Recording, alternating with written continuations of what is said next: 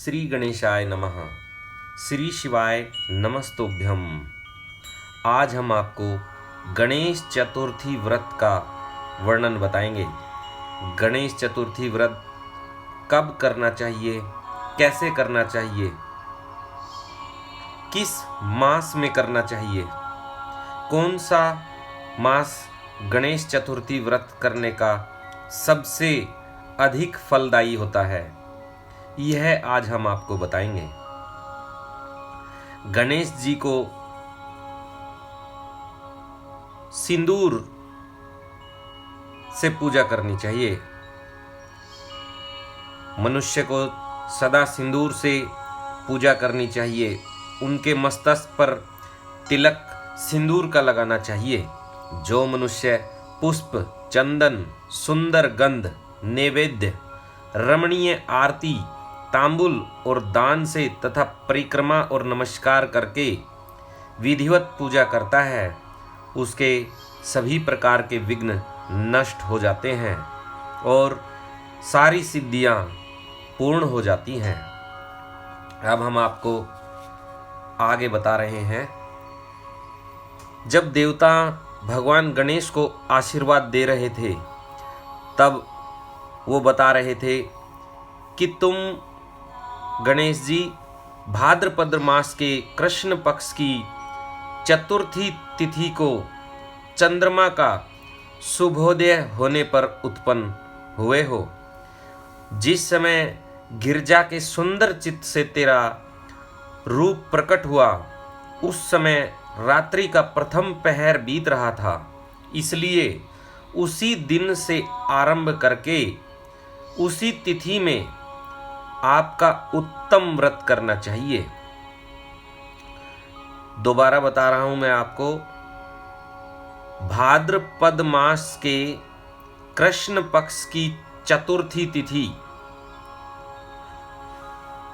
इस दिन से, इसलिए इस दिन से ही आपका व्रत, उत्तम व्रत आरंभ करना चाहिए। यह व्रत परम सिद्धियों का प्रदाता है, बहुत ही शुभ है। वर्ष के अंत में जब पुनः वही चतुर्थी आ जाए, तब तक कथा अनुसार तुम्हारे व्रत का पालन करना चाहिए। भगवान गणेश के व्रत का पालन करना चाहिए। जिन्हें संसार में अनेकों प्रकार के अनुपम सुखों की कामना हो, उन्हें चतुर्थी के दिन भक्ति पूर्वक विधि सहित भगवान गणेश का पूजन करना चाहिए। जब मार्गशीर्ष मास के कृष्ण पक्ष की चतुर्थी आए, तब उस दिन प्रातःकाल स्नान करके व्रत के लिए ब्राह्मणों से निवेदन करें, पूर्वोक्त विधि से उपवास करें, फिर धातु की, मूंगे की, श्वेत मदार की अथवा मिट्टी की मूर्ति बनाकर उसकी प्राण प्रतिष्ठा करें और भक्ति भाव से नाना प्रकार के दिव्य गंधों, चंदनों और पुष्पों से भगवान गणेश की पूजा करें। पुनः रात्रि का प्रथम पहर बीत जाने पर स्नान करके दुर्वा दलों से पूजन करना चाहिए। ये दुर्वा जड़ रहित हो, 12 अंगुल लंबी और 3 गांठों वाली होनी चाहिए। ऐसी 101 अथवा 21 दुर्वा से भगवान गणेश की पूजा करनी चाहिए। उसके बाद धूप, दीप, अनेक प्रकार के नैवेद्य, तांबुल, अर्घ्य और उत्तम पदार्थों द्वारा भगवान गणेश की पूजा करनी चाहिए और सत्वन करके भगवान को प्रणिपात करना चाहिए। यों गणेश की पूजा करने के पश्चात बाल चंद्रमा का पूजन करें। बाल चंद्रमा से अभिप्राय है कि उस समय रात्रि में जब शाम हो जाती है तो चंद्रमा दिखाई देते हैं, उस चंद्रमा को बाल चंद्रमा कहते हैं, उनका पूजन करना चाहिए। फिर हमें हर्षपूर्वक ब्राह्मणों की पूजा करके उन्हें मिष्टान का भोजन कराना चाहिए।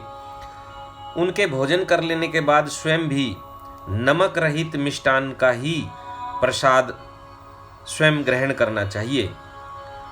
फिर गणेश का स्मरण करके अपने सभी जो नियम हमने व्रत में ले रखे थे उनको विसर्जन कर देना चाहिए। इस प्रकार यह शुभ व्रत पूर्ण होता है। अब जब व्रत करते करते 1 वर्ष पूरा हो जाए तब व्रती मनुष्य को चाहिए कि वह व्रत की पूर्ति के लिए व्रत का उद्यापन भी करें। इसमें 12 ब्राह्मणों को भोजन कराना चाहिए। व्रती को चाहिए कि वह एक कलश स्थापित करके उस पर गणेश की मूर्ति का पूजन करे। तत्पश्चात वेद विधि के अनुसार वेदी का निर्माण करके उस पर अष्टदल कमल बनाएं। फिर उसी पर धन की कंजूसी छोड़कर हवन करें। पुनः मूर्ति के सामने 2 स्त्रियां और 2 बालकों को बिठाकर विधि पूर्वक उनकी भी पूजा करें और उन्हें सादर उन्हें भोज्य कराएं। यहाँ पर 2 स्त्रियां और 2 बालक भगवान की 2 पत्नियां और उनके 2 पुत्रों का जिक्र किया है। फिर उसके बाद प्रातःकाल पूजन करके पुनरागमन के लिए विसर्जन कर दें। बालकों से आशीर्वाद ग्रहण करें। स्वस्ति वाचन मंत्र का उच्चारण करना चाहिए और व्रत की पूर्ति के लिए पुष्पांजलि अर्पित करनी चाहिए। फिर नमस्कार करके अपनी जो भी कल्पना है वह करनी चाहिए। इस प्रकार जो व्रत पूर्ण करता है उसे अभीष्ट फल की प्राप्ति होती है। जो श्रद्धा सहित अपनी शक्ति के अनुसार नित्य भगवान गणेश की पूजा करता है उसके सभी मनोरथ सफल हो जाते हैं। मनुष्य को भगवान गणेश की पूजा के लिए सिंदूर, चंदन, चावल, केतकी पुष्प आदि अनेक उपचार से पूजन करना चाहिए। इस प्रकार भक्ति पूर्वक पूजा करने से सभी विघ्नों का नाश हो जाता है। इसलिए भगवान गणेश की शुक्ल पक्ष और कृष्ण पक्ष में जो चतुर्थी तिथि आती है उसमें भगवान गणेश की पूजा विशेष करनी चाहिए। और जब भी हम कोई पूजा आरंभ करते हैं तो सबसे पहले भगवान गणेश जी का ही पूजन करना चाहिए। आशा करता हूँ मेरे द्वारा दी गई जानकारी से सभी भक्त संतुष्ट हुए होंगे।